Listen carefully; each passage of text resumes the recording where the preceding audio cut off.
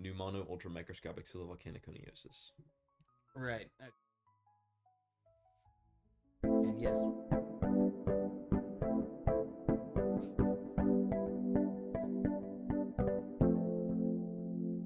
Welcome, ladies and gentlemen, to another amazing episode of The Basement. I'm one of your hosts, Tristen, and this is my lovely co-host, Ezra. And we like to talk about things theologically, practically, and hilariously. So, today, we're going to dive into another book of the Bible. Yay! Exactly. Isn't it so exciting? Slight sarcasm. Just kidding. No sarcasm here. I don't believe in sarcasm. Alright. So, last time we dived into a book, I went off the rails a little bit. I'm going off the rails. But like doing a train. a commentary as I was reading it, like Slack commentary. It wasn't really a commentary. It was just a read through. Yeah, pretty much. It was like you were reading a script. Oh yeah. But it was a dry read, so it was just like, and then he did mom, and then him and him, and then him and then and then. Whereas like a not dry read is like you act it out. I did act it out. With my voice, clearly. Accents and all. It was amazing. And this is when we commit fraudulent acts. You do. I don't. What? What do you mean? I'm gonna join you in fraudulent acts. What are you talking? I'm not gonna. I said this is where we commit fraudulent acts. No, just you. No, we. No, just you. This is our podcast. We commit fraudulent acts. We are still two individuals that are held in separate. On the same podcast. I don't care. You ever heard of being caught in crime in association with? Huh? So let's say there's a party going on, right? Yeah. And there happens to be drinking at this party, and everyone's underage. And you're there. You would get caught and assumed that you were drinking too. Being in association with. Okay. But I could prove. Now we're committing fraudulent acts together. Just kidding. I can prove my innocence because we're being recorded, and my acts are not yours. So therefore, I was joking though. I figured. You know, my unibrow doesn't come through this as well. Good. That's good to know. Anyways, so the book we're going into today is 1 Samuel. This will be one of the first books to ever mention a line of kings in Israel. So the reign of Israel's kings will start from this book onward. Yes.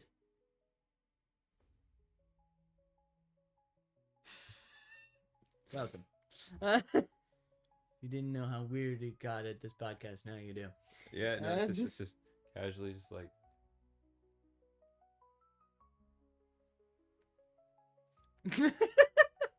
It zooms in our faces.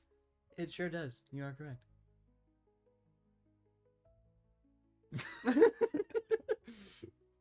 All right. So we stopped off at Ruth, which was a 4-chapter story about the grandmother. You know, it'd be a good idea. What? If I grab my Bible. Okay. You go do that, buddy. I'll help. I'll continue to introduce this book. Anyways, so we end off with Ruth being the grandmother of David. Anyways, no, great-grandmother of David, actually. Excuse me. She is the mother of Obed, who is the mother... Mother of Obed, who is the father of Jesse, who is the father of David. So she is the great-grandmother of David. And we actually return in the Bible to when David is about to be announced within the Bible. This is the book where he actually gets talked about first. So, which is really cool. I think I know what this book's about now. Oh, you do you? I watched Young David from Angel Studios. I am a pro. Nice. I'm glad you know. Yeah, pretty much. That's what this is. Did you see that movie? No. It was good. I did not. I have should Angel seen it. Studios if you want to watch it. I might break my fast in order to do that. It's not a fast. It's not distracting you from God. That's fair. You said in your fast, and I quote, "I am preventing from doing things that distract me from God." Okay, you got a good point. Mm-hmm. Yeah. Therefore, watching a movie about David is not distracting you from God. Unless it's not made by Christians. It is made by Christians. Perfect. Well, it depends, I guess. Yeah. I feel like you can have a movie that's not made by Christians that still pushes Christianity. Some sense. I've heard that Avatar 3. Yeah, me too. I've heard it too. Yeah. Was I the one who told you that? No, my parents. Are you sure? Yeah. Are you positive? Yeah. Because I remember telling you that. I remember my parents telling me that. Oh, well, I thought I told you it too. Because it was a thing I heard. You might have told me, but I remember my parents telling me as well. Hmm. Because they told me on Sunday. I saw it on a reel. Yeah, on this last Sunday? Mm-hmm. Was I here this last Sunday? Yes, I was. Yeah. I got back on Friday. Oh, yeah. I remember seeing a reel. Maybe it was probably your parents, and I told somebody else about it. I don't know. I'm getting my dates confused. Possibly. We'll see. My lips are extremely red. I don't know if that's a problem. Yours are too. That's partially because of the lighting in the camera. Just saying. In case you're wondering, I'm not good at staying on topic. And in case you're wondering, I don't care. Me neither. We're having fun. That's all this is about. Right? Alright, so.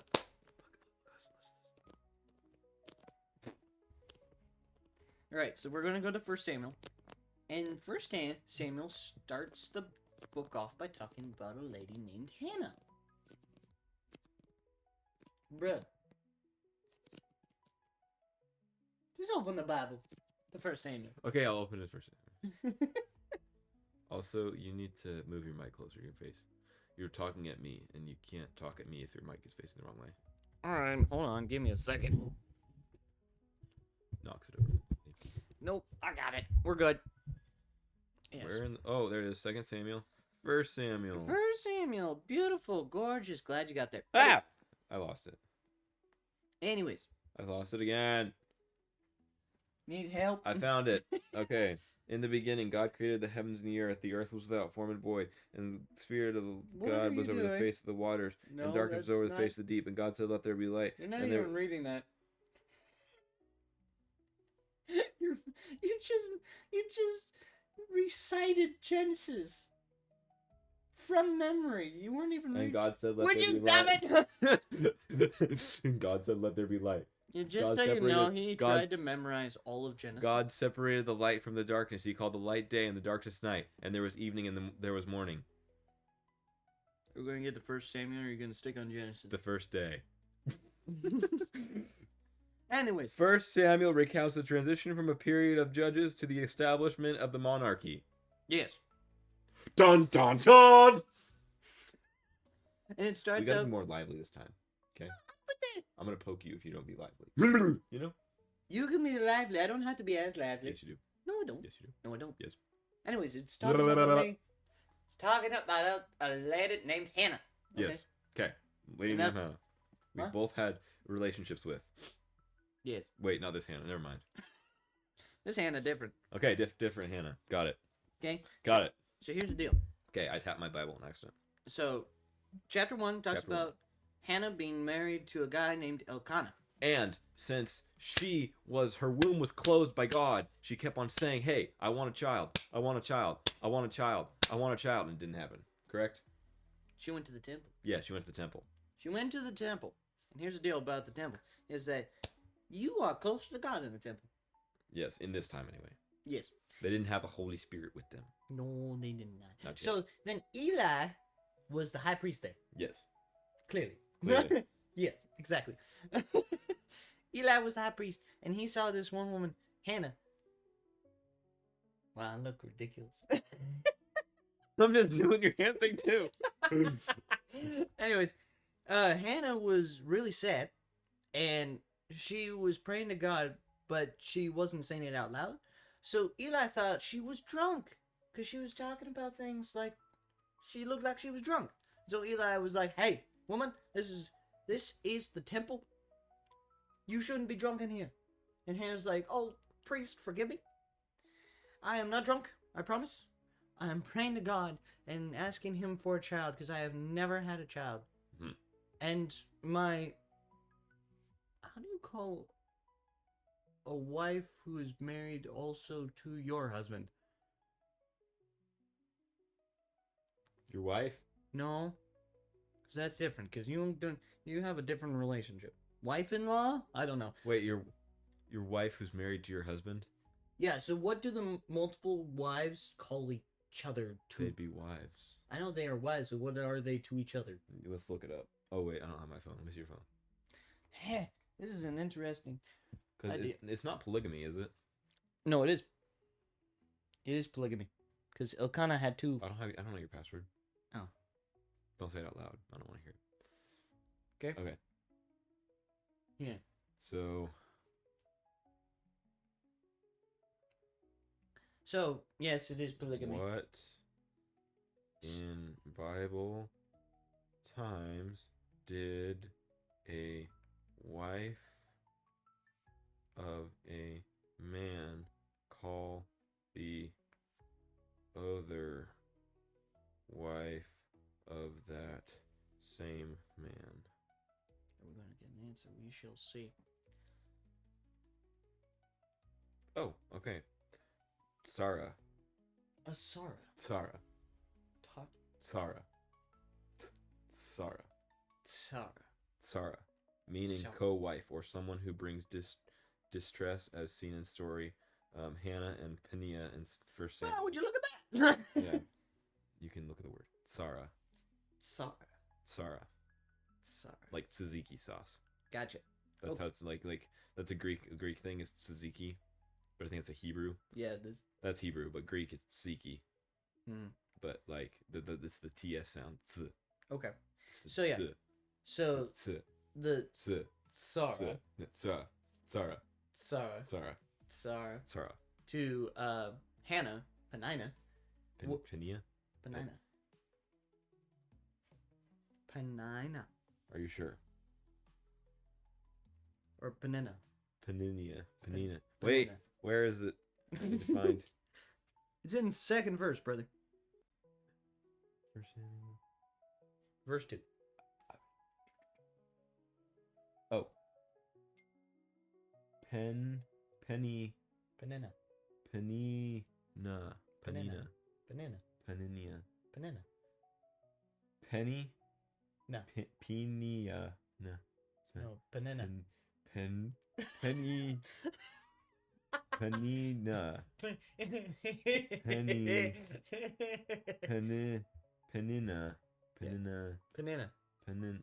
Peninnah. Why is this so hard for you? Penina.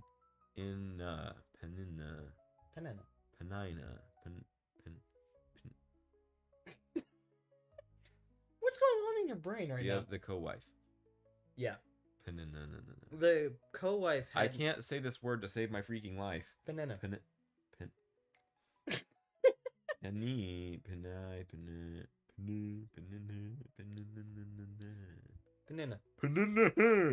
Anyways, Peninnah had multiple children. Okay. And Hannah had none. And her womb was closed. Right. Yes. And Peninnah actually... Bless me. Peninnah actually was terribly mean to Hannah. Like, she was a jerk. Always proclaiming how she had sons that Elkanah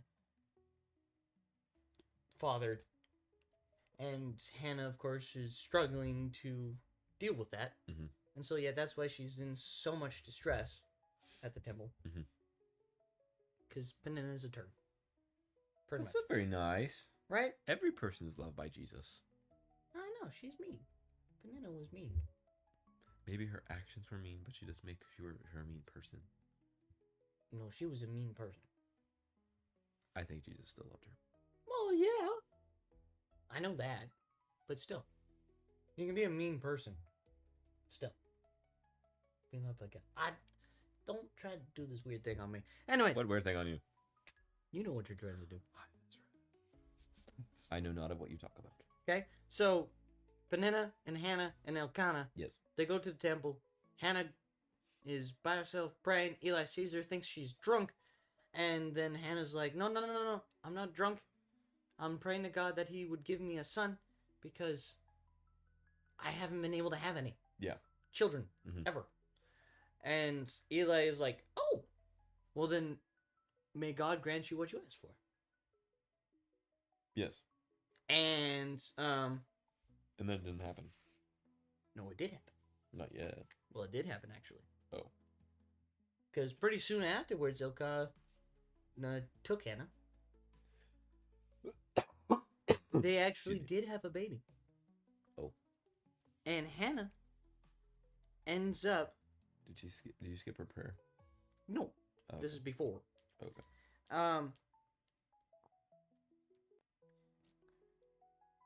And she says, after she has been,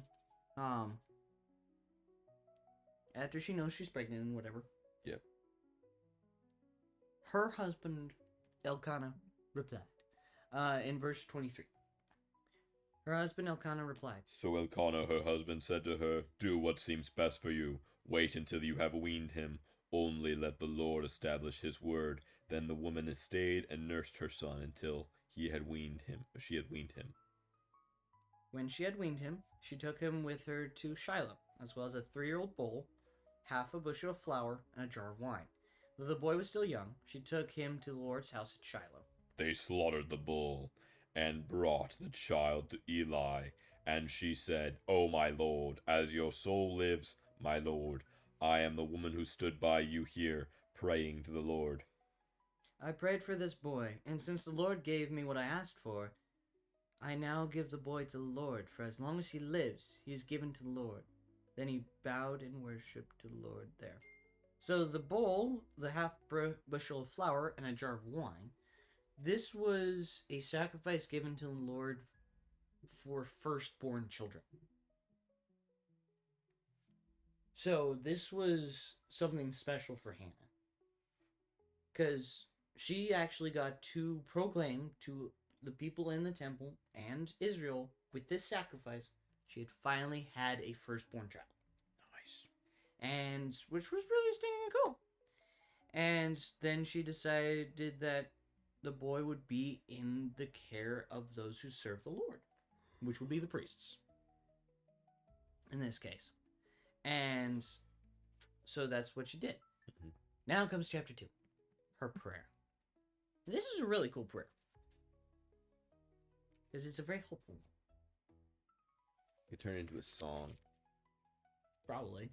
My heart rejoices in the Lord. My horn is exalted in the Lord. I smile at my enemies because I rejoice in your salvation.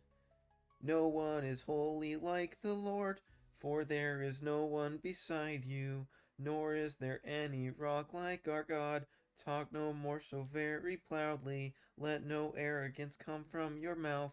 For the Lord is God of knowledge, and by him actions are weighed. And the bows of mighty men are broken, and those who stumble are girded with strength. Those who were full have hired themselves out for bread, and hungry have ceased to hunger. Even the barren has borne 7, and she who has many children has become feeble. This doesn't rhyme in any way, shape, or form. No, this is Hebrew. Like they don't do rhymes. They do parallel thoughts. Like they link thoughts together. So we need to like collide our foreheads and then our thoughts will be parallel? No. Oh, okay. That's called a concussion. No, a concussion is actually defined by when your brain moves around in your skull and like hits the wall of your skull. Yeah, I don't want that to happen for either of us. I didn't say we were gonna like collide really hard. It could have been like a brain tap, whereas like we just like come here. No, that's weird. That's really weird. I'm not gonna say my typical word because you know what I mean. As we continue, the Lord kills and makes alive. He brings down the grave and brings up. The Lord makes poor and makes rich. He brings low and lifts up. He raises the poor from the dust and lifts the beggar from the ash heap, to set them among the princes and make them inherit the throne of glory. For the pillars of the earth are the Lord's, and he has set the world upon them. He will guard the feet of his saints, but the wicked shall be silent in darkness. For by the strength no man shall prevail. The adversaries of the Lord shall be broken in pieces. From heaven he will thunder against them. The Lord will judge the ends of the earth. He will give strength to his king and exalt the horn of his anointed. That's the prayer song thing. Right? And this is a cool thing from Hannah because she is so grateful. Mm-hmm. She just automatically is grateful, and she is it never records her having resentment towards Penina. That's how you say it, Penina? I'm going to stick with that one. I like that. Penina. Penina. Mm-hmm. Penina. That's so much easier than Penina, what you were saying. Penina. You weren't saying, oh, Penina. That might be it. No, you weren't saying that in the beginning. Yeah, no. I said Penina, and then you said Penina, and then I was like, all right, fine, it's Penina. I think it's Penina. I think you said Penina, though. I said Penina quite a few times. So. I have receipts. Go back and watch and text. Type in the comments who was right. Anyways. Even you have receipts. We have receipts from previous, like, the recording. Oh, remember when we had that last episode where it's like once it's in the past, it stays in the past, and it's like frozen? Right, yeah. Pretty much, yeah. Except you said Penina back then? Yeah. We should go back and look. Not now. Not yet. I think he didn't say that, though. I know I did. Anyways, Hannah's grateful to God. And she actually, this is cool that it's called a prayer, because usually when we pray, we don't normally come to God with prayers of gratefulness, but in fact, prayers of request. Constantly. Yeah. I think it's interesting, though, too, is, for me, I think I've been working on this more, but, like, I do think I do tend to pray in the excitement, and I do pray in the rough spots. I think I need to work on is praying in the just content. Gotcha. Yeah, which is, because it's really easy to pray in the extremes, because when you're doing really good, you can pray, God, thank you for all of this, and then when you're in the lows, you're like, God, I need help. But in the middle there, it's kind of like, well, nothing's happening. Thank you for letting me be content, Jesus. Right? So yeah, when you pray, just pray without ceasing. And also pray with gratefulness to God. Don't just pray for only things that you need. Yes. Thank him for the stuff he's fulfilled. That is factual. Okay. So after Hannah has her son and then gives Samuel, is his name, Samuel was given into the stead of the priests of the temple. Mm-hmm. And then we get to learn about Eli's family. Because Eli was the high priest, now we get to learn about his sons. Okay? His sons were bad dudes. They were selfish dudes. They used their power as priests in order to take more from the people than they were supposed to. Mm-hmm. So, for Jewish law, back in the day, certain sacrifices had portions of the meat that was sacrificed set aside for meals for the priests. Mm-hmm. So then they could actually eat stuff. Well, Eli's sons took that to the extreme. They decided that they would not let the people sacrifice their own animals, but in fact take the animals, take the meat that they wanted and eat it, and then sacrifice.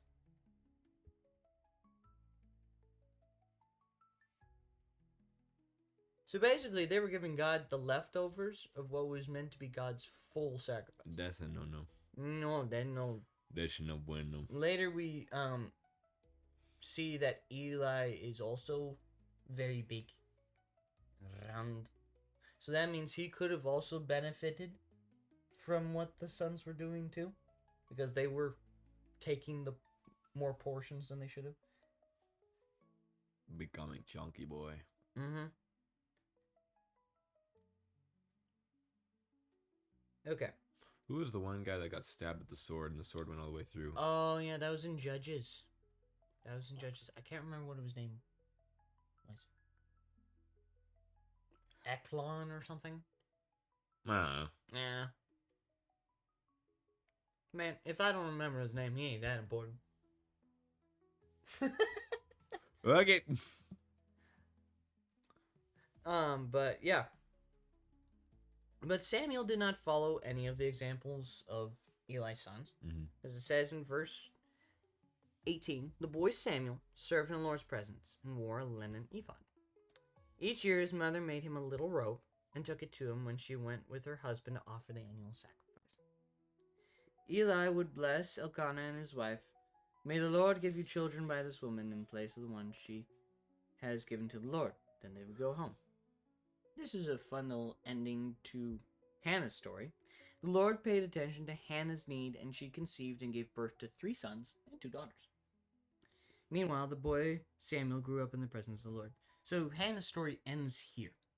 She has 5 more children. 5 more children. And because she gave her firstborn to God, stuff. And then we find out that Eli's sons are corrupted. And then Eli is very old. He gets old. And it says in verse 22 of chapter 2, he heard about everything his sons were doing to all Israel and how they were sleeping with women who served at the entrance to the tent of meeting. Also, they were doing even worse things than I remember. So, yeah. He said to them, why are you doing these things? I've heard about your evil actions from all these people. No, my sons, the report I hear from the Lord's people is not good. If a man sins against another man, God can intercede for him. But if a man sins against the Lord, who can intercede for him? That's a good point. But they would not listen to their father, since the Lord intended to kill them. By contrast, the boy Samuel grew in stature and in favor with the Lord and with men. So while Eli's sons were destroying their own reputation, Samuel was doing well by obeying the Lord. Now you may be wondering why it has this sentence, but they would not listen to their father since the Lord intended to kill them. You may wonder why that sentence is in there. Well, we know that we have free will, right? Yes, we all have free will. We talked about that in the previous episode. Yes. We also talked about the fact that our actions are not predetermined by God, but they are predetermined by us. Okay. The consequences are predetermined by God, because He is judge. Yes. So, Wait, were we talking about like consequences outside the earth or consequences inside the earth? consequences both. Bah. God can determine the consequences for those living on earth and those who die. Okay. So He can do both. Okay. And in this case, the sons had chosen to do so many wrong things in the presence of the Lord that they had already stuck onto this one path of being disobedient. And because they were priests in the presence of the Lord, they were held to a much higher standard than the rest of Israel. Yeah. Because they were the examples of God. Mm-hmm. And if you do bad things as an example of God, you are no longer going to be that example, meaning your life will be snuffed out. So God made it, so God intended, He had the intent to kill them. Which is really bizarre for me to think about sometimes. Because it's like, God has the intent to kill? Don't, like, murderers have the intent to kill? Like, bad people have the intent to kill? But not God. Why? God is love. Yeah, but why is killing somebody intending to kill somebody love.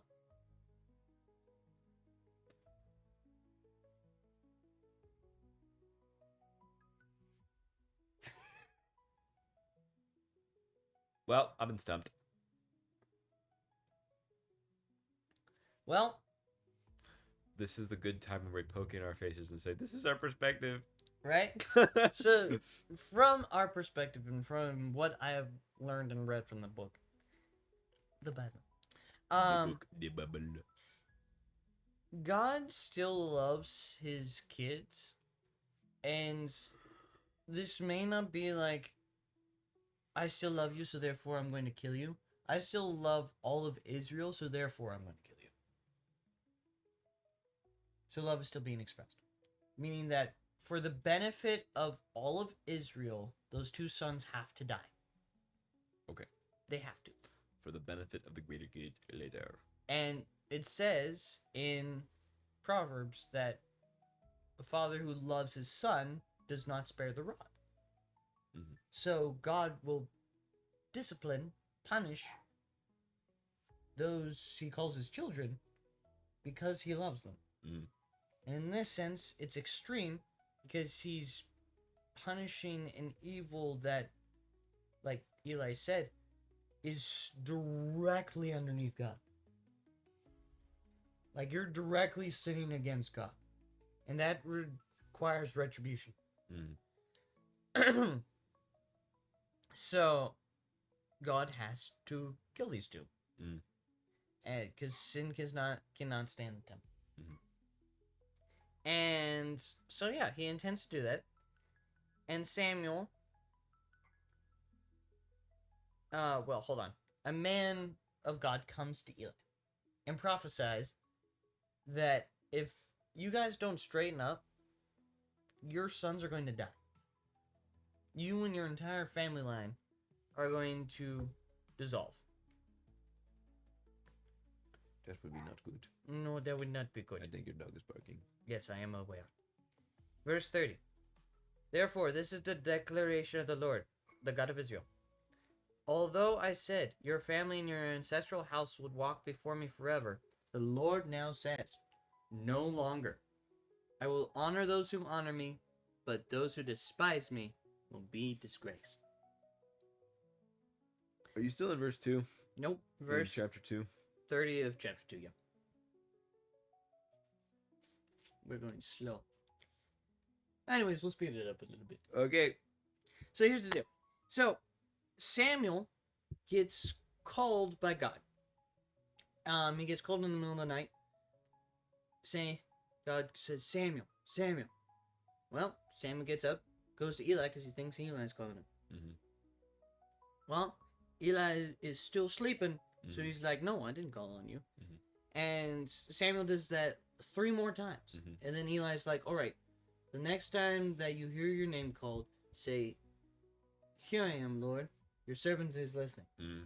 And so God speaks to him the next time, and Samuel says the lines Eli tells him, and God tells Samuel what the man of God told Eli. Mm-hmm. And Samuel ends up going back to Eli and tells him what the Lord told him. Mm-hmm. And Eli is once again reminded of what tragedy will happen to his family. Mm. Stop. And then Samuel goes back to sleep, and then over the next few years, people start listening to him more and more. Because he hears the voice of God. Mm-hmm. His prophecies are true. The words that God says are coming out of his mouth. Mm-hmm. And he was a judge to all of Israel. Mm-hmm. Then you're going to hear a lot about this one people group, the Philistines. These guys were mentioned in the book of Judges during Samson. Mm-hmm. And the Philistines are attacking Israel at this moment in time when Eli was technically the judge, by the way. Eli was the judge. Okay. And the Israelites were fighting against the Philistines, and they were losing. And then they were like, wait a minute, we have an idea. Let's bring out the Ark of the Covenant. to battle. Because when the Lord is with us, who can defeat us? And so they fight against the Philistines, and they actually lose. They lose so bad, they lose the Ark of the Covenant, too. And in the process, the prophecy about Eli's sons come true. His 2 sons die in battle. And the Ark of the Covenant is taken into Philistine hands. One guy that escapes from the battle ends up in the town where Eli is at, tells Eli the news of how his sons have died and the Ark of the Covenant is lost. Eli falls backwards, and because of how heavy he is, breaks his neck and dies. The whole family line has now been stripped bare. The 2 sons, Eli, gone. The wife of one of Eli's sons has a baby. When she is told the news that the Ark of the Covenant is taken by the Philistines, she's in labor at that time, and she's actively dying while this is happening. Like, it did not go well. She kneels down and gives labor. Right? She has the baby. She ends up not making it afterwards. And so there's this one baby boy from the line of Eli. One. His name is Ichabod. Ichabod is the sole survivor of Eli's line. But he is named such as the glory has departed from Israel, because the Ark of the Covenant, the Ark of God, has been captured. Ichabod? Ichabod. Ichabod? Ichabod. Are we sure it's Ichabod? Yeah, it's Ichabod. Why would anybody Ichabod? I don't know. I feel like that would make more sense. Ichabod. Ichabod. Well, like, English is whack. Yeah, I guess I so. feel like this one is one of those breaking rules. Well, but this is the English. I know, but you should look up how that's pronounced. I think it's Ichabod. But it's the English. But it'd be written in Hebrew and pronounced a certain way. Then we translated it to English so that it would be pronounced a certain way. You should look it up. Ichabod. I feel like it's Ichabod. Whatever. You should look it up. Not yet. Prove your point. We have so much to get through right now. Point. You know, We can turn this into 3. No. There's 30. 30 No. can be divided by 3. We need to get through this. 30 can be divided by 3. We're doing it in 2. 30 can be divided by 3. Alright, so the Ark of the Covenant is in... Bro just ignored me. The Ark of the Covenant is in Philistine hands and taken to a certain city. This city ends up getting plagued by disease. And they're like, what the heck? And also they place the Ark of God in front of their false god. Yeah, when they come to their temple in the morning, their false god is laying face down in front of the Ark of God. Face down like, hey, I'm the true God. That one bows to me. They realign this false god. This false god, his name is Dagon. That's what they call him. And then they leave him. Next day, Dagon is face down again. Hands broken off and head broken off of this false god. And the Philistines are shaken. They're like, shaking in their boots. no, we don't want this. And so they send it off to another Philistine city to be like, all right, we've done something to piss them off. I don't know what, but we did it. Here, maybe you guys can deal with it. Take your magic arc back. Right? So they go to Ashdod. The Ark of the Covenant goes to Ashdod. And then it's like, nope, we don't want it either. Then they take it to Gath. This goes through 3 cities. Dang. Nobody wants it. Then the Philistines go to their priests and diviners and are like, all right, how do we do this? How do we get rid of this Ark of the Covenant that is killing us? Literally, it's killing them. And somebody comes up with this idea. We're going to make 5 gold tumors, 5 gold mice to represent the 5 leaders of the Philistines. I'm going to send it with the ark, along with some young cows,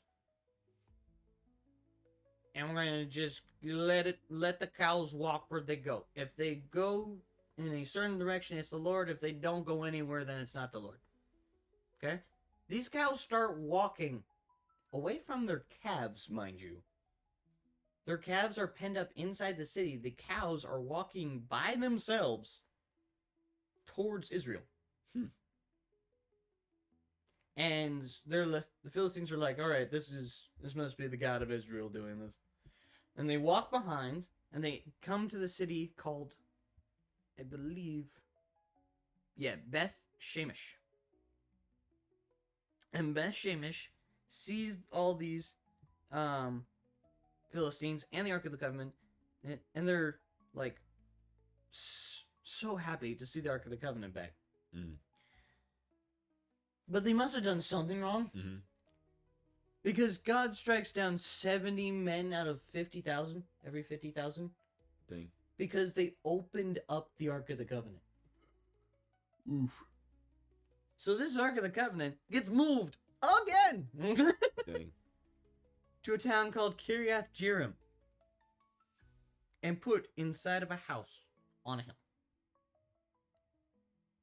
And a guy by the name of Eleazar was consecrated to take care of it. That's chapter 7. Okay? Then, you have Samuel coming into the picture. After 20 years since the ark had been returned to Israel. So, a lot of time has passed for Samuel to grow up, be a judge of Israel, be prophesying and all that sort of stuff. And Samuel's like, all right, here's the deal. You need to get rid of all of your false idols. Every single flipping one of them. And they're like, yes, sir. And we have all sinned against God, and we will do what we must. So he sacrifices a lamb and offers it as a burnt offering before the Lord. Verse 9 of chapter 7. And he's actually doing all of this as Philistines are in army formation charging towards the Israelites. He's doing all of this while they are about to be attacked. Dang.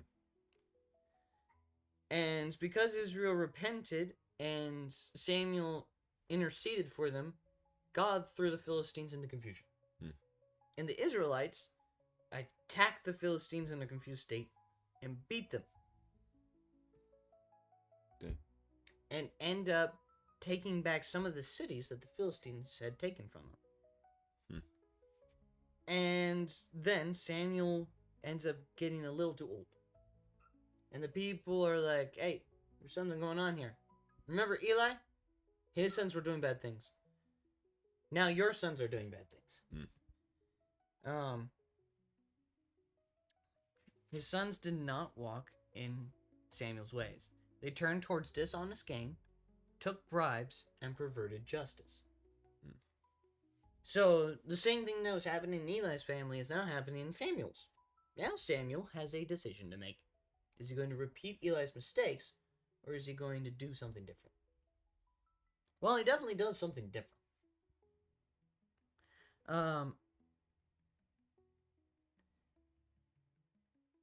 Samuel was like, what are you doing? Because the people of Israel wanted a king to judge them. They wanted one person who had all the power and wanted just someone with, like, status. That status of king and power of king to rule over them. They had one person to look to. They knew who would come after because his son would be the next one. They wanted someone. And Samuel saw this as sinful. Because in all reality, they were asking for a replacement to the judges that the Lord appointed. They were asking for replacements to God's appointed people. So he saw it as sinful. But the Lord was like, hold on a minute. We've done this judges thing for a little bit. They're asking for a king. Let's give them what they want. Mm-hmm. Let's give them a king. Okay? But warn them of this. Okay? Samuel says to all of Israel, or the elders, "These are the rights of the kings who will rule over you. He will take your sons and put them to use in his chariots, on his horses, and running in front of his chariots. Mm-hmm. He can appoint them for his use as commanders of thousands or commanders of 50s, to plow his ground or reap his harvest, or to make his weapons of war or the equipment for his chariots. He can take your daughters to become perfumers, cooks, and bakers. He can take your best fields, vineyards, and olive orchards and give them to his servants. He can take 1/10 of your grain and your vineyards and give them to his officials and servants. He can take your male servants, your female servants, your best young men, and your donkeys and use them for his work. He can take 1/10 of your flocks, and you yourselves can become his servants. When that day comes, you'll cry out because of the king you've chosen for yourselves. But the Lord won't answer you on that day." The people refused to listen to Samuel. "No," they said. "We must have a king over us. Then we'll be like all the other nations. Our king will judge us, go out before us, and fight our battles." Samuel listened to all the people's words and then repeated them to the Lord. "Listen to them," the Lord told Samuel. "Appoint a king for them." And Samuel told the men of Israel, "Each of you, go back to your city." Crazy. Mm-hmm. Samuel warns them about what the king will do. Take everything away from you. He has a right to all of it because of what you were asking. Mm-hmm. And the people were like, "No, we want a king. We want to be like all the other nations," which is crazy given the fact that God called them specifically to not be like all the other nations. Mm-hmm. It's insane. And so the entire line of kings started from this point of unsatisfaction. Isn't that crazy? Mm-hmm. If you are unsatisfied with where God has you at that moment, Mm-hmm. you will lose the path God has for you. Mm-hmm. I think we can do 2 more chapters and then call it. Seriously? Yeah, we're already at 47 minutes. Okay, then I can slow down on these 2 chapters. Okay. Because these 2 chapters are pretty cool. Okay? So, Samuel is now on the lookout for Israel's new king. Mm-hmm.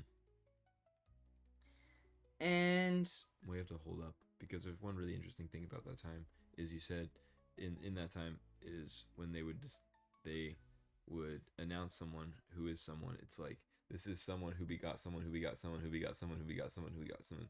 This is who they are, which is interesting. mm-hmm. It's like their whole entire line is what they're introduced. That's how this comedy skit was talking about. Well, this is the son of. Oh, never mind. He's not there anymore. That's funny. Okay. It was kind of funny. Okay, so then Samuel's on the search for a new king. Mm-hmm. Then we switch perspectives. The Bible does this a lot. Switches perspectives, and now we're focusing on this one guy. His name is Saul. Saul is on a mission sent by his father. Apparently some donkeys got loose. And Saul was sent to go grab them back, and Saul grabbed his attendant. Said, "All right, we're going to search for these donkeys." Mm-hmm. They must have traveled a long ways, because they're going to different cities. Mm-hmm. Stuff. So they're traveling a long way. They didn't find them wherever they searched. They couldn't find a single hair of these donkeys. I thought they were donkeys, not hares. Donkeys have hair. I was making a joke. I know. It's a rabbit, like hair. So yeah, we get to verse 5. They've been going on a long journey. Verse 5 of chapter 9. Okay? They've been on a long journey. It says, when they came to the land of Zuph, Saul said to the attendant who was with him, "Come on, let's go back, or my father will stop worrying about the donkeys and start worrying about us." "Look," the attendant said, There's a man of God in this city who is highly respected. Everything he says is sure to come true. Mm-hmm. Let's go there now. Maybe he'll tell us which way we should go. And Saul's like, all right, sure. Let's go. Let's go into the city. It's better than nothing. We found nothing so far. I don't see how this could hurt. Mm-hmm. So they go inside, and the attendant's like, I have a piece of silver. If I give it to him, maybe he'll tell us. Mm-hmm. They go inside the city, and they ask around, where's this guy at?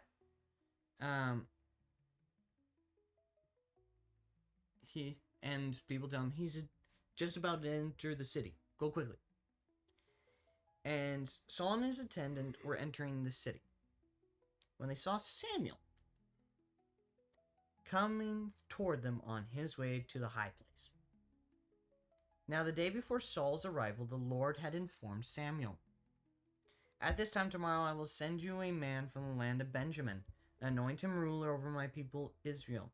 He will save them from the hand of Philistines, because I have seen the affliction of my people, for their cry has come to me. When Samuel saw Saul, the Lord told him, here's the man I told you about.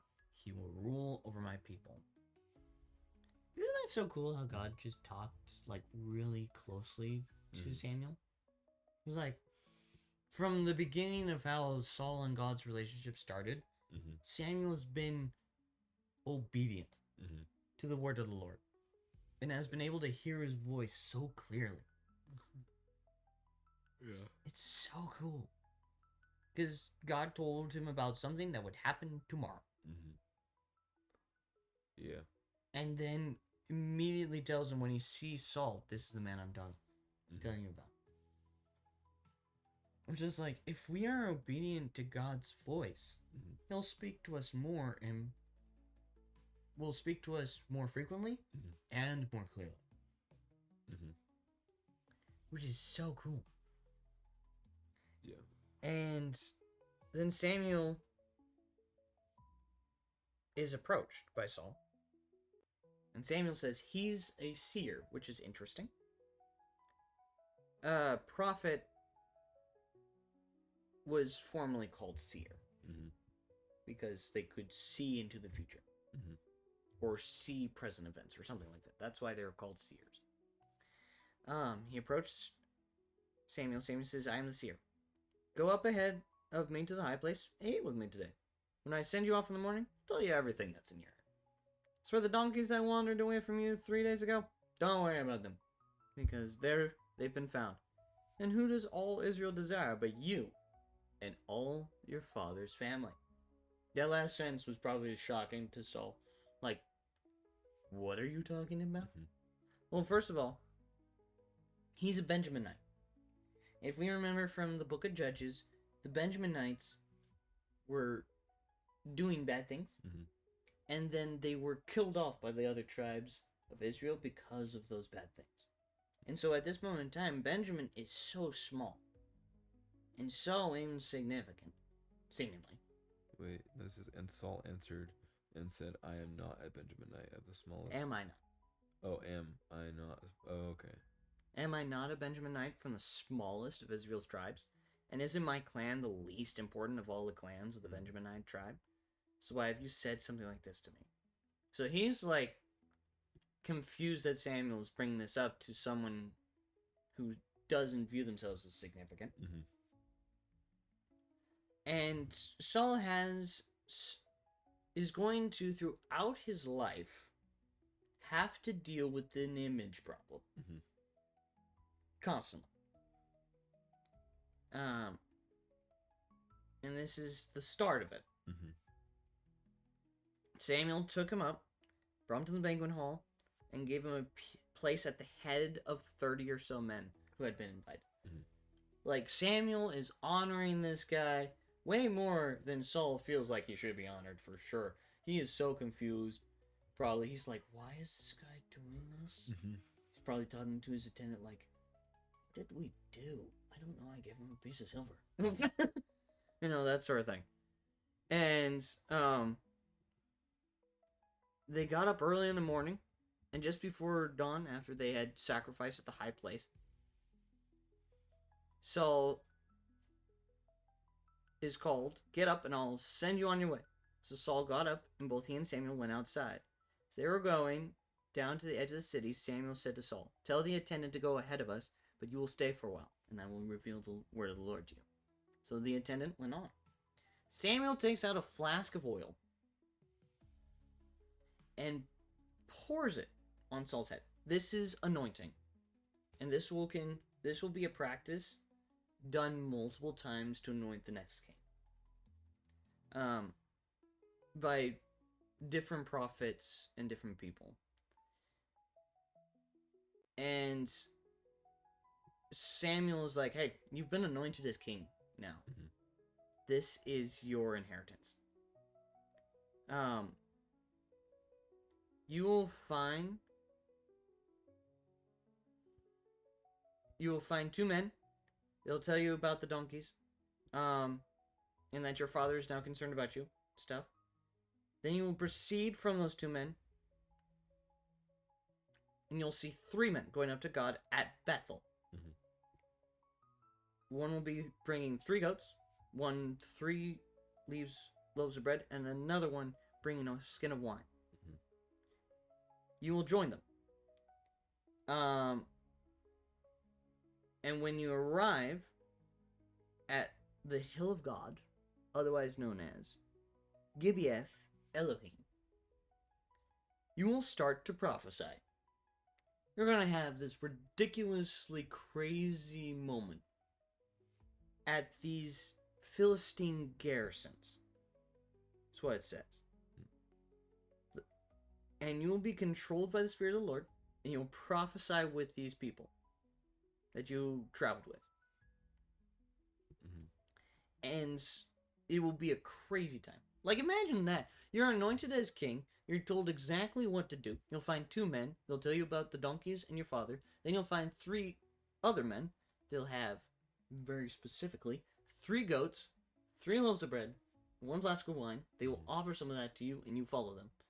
Then you go to a place called Gibeath Elohim, and you will prophesy like nobody's prophesied before. You will have a moment with God. Like, that's insane. Mm-hmm. That's a cool prophecy. That's a really cool thing. I'd be like, oh, dang. All right, sweet. Then after he's done with that, he would wait 7 days until Samuel comes and finds him. And await new instructions. And people start asking questions after these events that Samuel prophesies happens. People start asking, is Saul among the prophets? Mm-hmm. And stuff. Because that's who they viewed as the leaders of the people. Were the prophets. Mm-hmm. And stuff. So they had this view of him being also close to God too. Mm-hmm. They were close to God, and they were also leaders of Israel. And Saul is now being questioned about, hey, are you part of the prophets stuff? And he ends up going back home, and his uncle actually comes to him and just tells him that the donkeys have been found. He doesn't tell him anything about the king anointing. Mm-hmm. Nothing about the prophecy. Just that the donkeys were found. Mm-hmm. That was it. He wanted this to be kept hush-hush. Mm-hmm. Like, nobody should know about this. That's all also you did with David, too. Yeah, pretty much. Mm-hmm. Like, David was anointed, and then he went back to sheep. Mm-hmm. Like, he went back to his stuff. Mm-hmm. Which, I don't know if this is an image problem for Saul, or this is like, we don't need to make a big deal of this because it isn't my time yet. Mm-hmm. Like, I don't know what it is at this moment in time, mm-hmm. but some theologians believe that he is doing this because it is an image problem, because of what he previously said to Samuel, of like, am I not from Benjamin, in the smallest tribe, and stuff. So they believe that. And then also what he does afterwards. Because the Philistines come and fight against Israel again. Oh wait, no. Hold on. No, Samuel actually comes. He does come like he promised. Mm-hmm. And he's like, all right, so you told me to go find a king for you. Mm-hmm. Well, I did. God pulled you out of Egypt. Mm-hmm. He saved you from the Egyptians. He made you a nation in this promised land. He gave you judges to rule over you. And now you wanted a king. Mm-hmm. Well, your wish has been granted. Let me select the tribes. So it goes through each of the tribes. Benjamin is selected. Then the family of Saul is selected. Then Saul himself is selected. Mm-hmm. And when they searched for Saul, they couldn't find him anywhere. Nowhere to be found. And the Lord snitches on him and says he's hiding among the supplies. Your dog is howling. I'm not surprised. Okay. And the people run and go get him from the supplies because he's hiding. He doesn't want this whatsoever. He doesn't want the publicity. Mm-hmm. He doesn't want this ranking right now. He's like, this sucks. And then all the people are shouting, long live the king! And he's like, why? And Samuel proclaimed to the people the rights of kingship. He wrote them on a scroll, which he placed in the presence of the Lord. And Samuel sent all the people away, each to his home. Samuel also went to his home in Gibeah, and brave men whose hearts God had touched went with him. But some wicked men said, how can this guy save us? They despised him and did not bring him a gift. But Saul said nothing. So, Saul has a bunch of courage issues. Mm-hmm. He does not know his worth in this moment in time. Mm-hmm. And he doesn't believe himself to be worthy to be king. Hmm. He doesn't. He doesn't want it. Clearly, he hid. And I think something that we can pull out of this is the very fact of, like, the difference between Samuel and Saul. Mm-hmm. It's like, when Samuel was called by God, he was not afraid to receive what God had for him. Mm-hmm. Whatsoever. Mm-hmm. And he was obedient. And you can see the fruits of it by seeing how close God was Mm-hmm. to Samuel. Mm-hmm. Now look at Saul. He was skittish. Mm-hmm. He didn't want what God had for him because he didn't think he was worthy for it. Mm-hmm. And if you don't see yourself like God sees yourself, then I think a couple of things happen. One, you slow down the process of you receiving that gift. And your transformation. And also, it puts doubt in other people's heart Mm-hmm. that you are who God chose. Mm-hmm. Because there were wicked men who said, how can this guy who's hiding among the supplies be our king? Mm-hmm. And they didn't give him any gifts. They didn't show him the respect that he deserved. Mm-hmm. Because Saul didn't respect himself. Mm-hmm. And Saul, again, did not say anything about the men who said these things because he might have agreed with them. Mm-hmm. And so when we come to God and God calls us to things, we cannot, under any circumstances, say that we are unworthy of what God has given us. Mm-hmm. Because that's basically a slap in the face, because God doesn't care. Mm-hmm. He gave it to you because he loves you. Mm-hmm. He's like, that's worth stand enough. up and take it. Right? Be proud of what I give you, kind of thing. Right. Don't be afraid of what I have given you because you are ready for it because I have chosen you for it. Mm-hmm. So do it. And we got to take it in stride. Mm-hmm. And take it and do it. Mm-hmm. So yeah, that's our first part.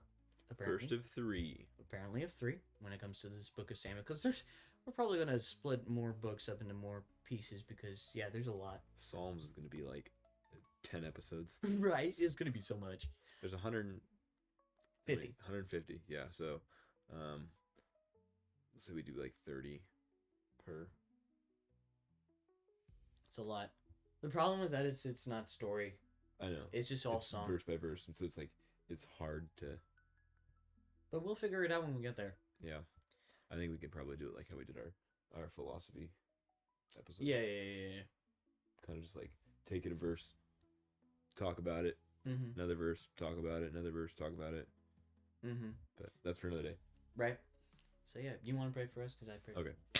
Dear Jesus, thank you for another day. Thank you for your word and the way that you guide us. I just pray that we have a good rest of this night for us and for the people who are watching it. Have a great rest of their day. Thank you that you love us and you care for us. And please share your wisdom with us daily and help us strive to be better. Thank you for loving us and caring for us. In your name we pray. Amen. Amen. Well, thank you for joining us on this episode of The Basement. We'll see you Next next time. time.